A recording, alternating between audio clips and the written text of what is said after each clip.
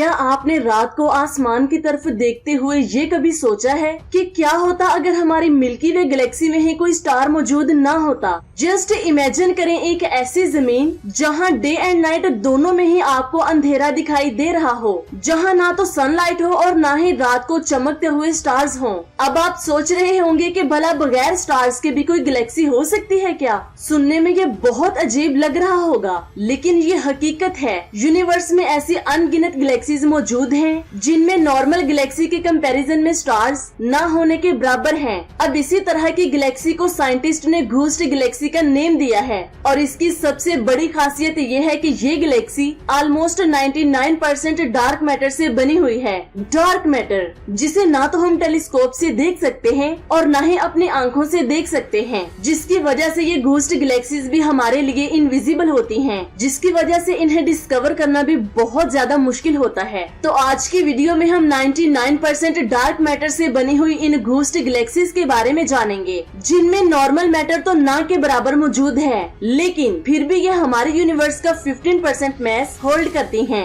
हम अपनी कायनात के 5% मैटर को ही देख सकते हैं, जिसे बेरियोनिक मैटर कहा जाता है। बेरियोनिक मैटर ऐसे मैटर को कहा जाता है जो बेरियॉन्स यानी इलेक्ट्रॉन, प्रोटॉन, न्यूट्रॉन और दूसरे एटॉमिक पार्टिकल से बना होता है। लेकिन जैसा कि हम जानते हैं कि हमारे यूनिवर्स का 95% हिस्सा ऐसी एनर्जी एंड मैटर से बना हुआ है जिसके बारे में हम आज भी नहीं जानते, क्योंकि यूनिवर्स के इस 95% हिस्से को हम देख ही नहीं सकते। डार्क मैटर और डार्क एनर्जी के बारे में साइंटिस्ट सिर्फ इतना ही जानते हैं कि डार्क मैटर यूनिवर्स के 25% मैस को होल्ड करता है और ये लाइट से इंटरेक्ट नहीं करता, लेकिन इसके मैस की वजह से ग्रेविटी की तरह एक अट्रैक्शन फोर्स जनरेट होती है जो ज्यादातर गैलेक्सीज को अपने मैस से स्टेबिलिटी प्रोवाइड करता है। जबकि डार्क एनर्जी जो इस पूरी यूनिवर्स में 75% मौजूद है, वो एक एक्सपेंशन फोर्स की तरह है जो बिग बैंग के बाद यूनिवर्स को लाइट स्पीड से एक्सपेंड कर रही है।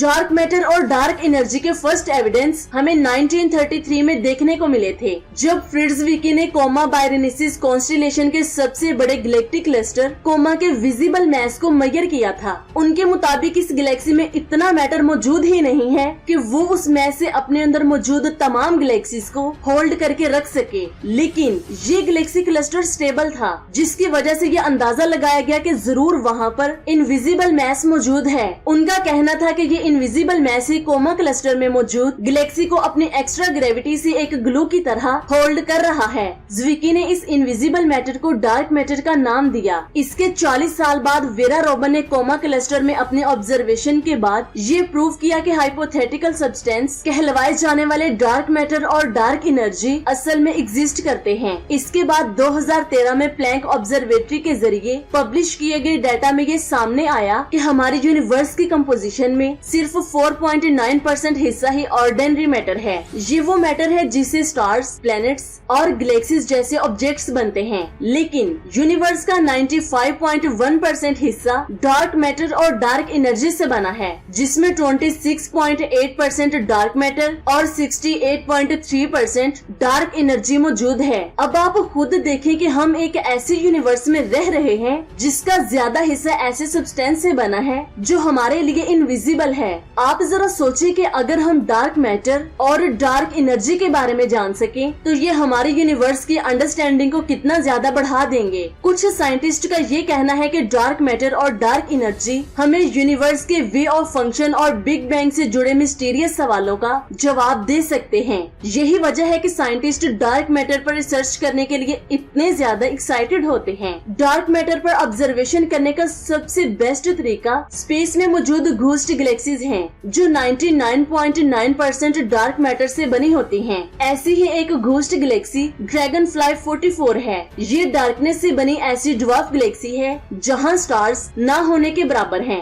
इस गैलेक्सी की डिस्कवरी 2016 में पैट्रन वैन डेक्यूम और इनकी टीम ने की थी। इस गैलेक्सी की सरफेस की ब्राइटनेस इतनी डिम है कि इसे नॉर्मल टेलीस्कोप से कैप्चर ही नहीं किया जा सकता, जिसकी वजह से कई टेलीस्कोप्स को जोड़कर इसे डिस्कवर किया गया था। देखने में ये किसी इंसेक्ट की आंख जैसा था, जिसकी वजह से इसे ड्रैगन फ्लाई नाम दिया गया और इसे डिस्कवर की गई गैलेक्सी को ड्रैगन फ्लाई 44 नाम दिया गया। साइंटिस्ट का कहना है कि ड्रैगन फ्लाई 44 के स्टार्स का अगर मिल्की वे गैलेक्सी के स्टार्स के साथ कंपैरिजन किया जाए तो मिल्की वे के 100 स्टार्स की जगह ड्रैगन फ्लाई गैलेक्सी में एक स्टार मौजूद है, जिसकी वजह से इस गैलेक्सी का विजिबल मैस इतना कम है कि ये बहुत आसानी से अपने चारों तरफ मौजूद गैलेक्सीज की ग्रेविटेशनल फोर्स में टूटकर आसानी से बिखर सकती है। लेकिन इसके बावजूद ये गैलेक्सी आज भी मौजूद है। साइंटिस्ट का कहना है कि यहाँ पर ऐसा मैटर मौजूद है जो हमें टेलीस्कोप में दिखाई ही नहीं दे रहा, लेकिन उसकी ग्रेविटी ने इस पूरी गैलेक्सी को होल्ड करके रखा है।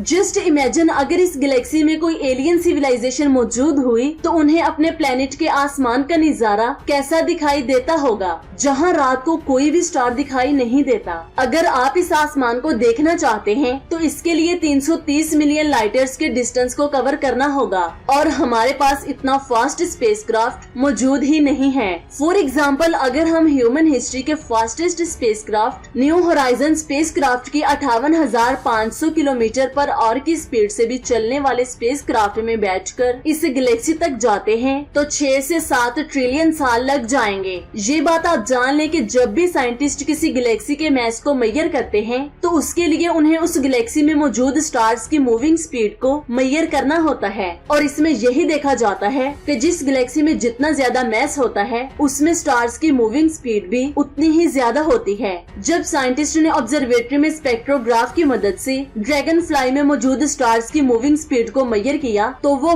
बहुत ज्यादा हैरान हुए, क्योंकि इस गैलेक्सी में मौजूद स्टार्स की मूविंग स्पीड मिल्की वे के स्टार्स के बराबर थी। इससे ये नतीजा निकला कि ड्रैगन फ्लाई 44 गैलेक्सी में huge amount of dark matter मौजूद है, जो इस गैलेक्सी को मिल्की वे गैलेक्सी के इक्वल मैस प्रोवाइड करता है। 2022 में भी ऐसी ही एक गैलेक्सी डिस्कवर की गई थी जिसका नेम UVIT J2022 है। इसकी डिस्कवरी इसरो के अल्ट्रावायलेट डिटेक्टर टेलीस्कोप एस्ट्रोसेट के डेटा से की गई है। ये गैलेक्सी एक्सट्रीमली फेंट है, जिसकी वजह से कुछ लोग इसे डिफ्यूज गैलेक्सी के नाम से भी जानते हैं, और ये गैलेक्सी हमारी जमीन से 136 मिलियन लाइट ईयर्स दूर मौजूद है। 2021 तक साइंटिस्ट मिल्की वे के करीब ऐसी बहुत ज्यादा गैलेक्सीज ढूंढ चुके हैं जिनमें डार्क मैटर नॉर्मल गैलेक्सी से 10 गुना ज्यादा है। ऐसी ही कुछ galaxies Sagittarius dwarf galaxy, the Canis Major dwarf galaxy और the Ursa Minor dwarf galaxy है। इन गैलेक्सीज में डार्क मैटर की मिकदार को ज्यादा देखते हुए साइंटिस्ट ये सोचते हैं कि हो सकता है कि गैलेक्सीज की फॉर्मेशन के वक्त इन गैलेक्सीज में नॉर्मल मैटर की अच्छी तादाद मौजूद थी, लेकिन यूनिवर्स की फॉर्मेशन के कुछ मिलियन साल बाद बनी इन गैलेक्सीज में फॉर्म हुए बिग यंग स्टार्स से निकलने वाली पावरफुल अल्ट्रावायलेट रेडिएशन ने यूनिवर्स की इन ओल्डेस्ट गैलेक्सी में मौजूद नॉर्मल मैटर को बाहर धकेल दिया, जिसकी वजह से इसमें सिर्फ डार्क मैटर ही बच गया। 2018 में एस्ट्रोनॉमर पीटर वेन ने यूनिवर्स में एक और स्ट्रेंज गैलेक्सी को डिस्कवर किया। ये भी अल्ट्रा डिफ्यूज गैलेक्सी है जिसे NGC 1052 DF2 कहा जाता है, और ये हमारी जमीन से 61.91 मिलियन लाइट ईयर्स दूर है।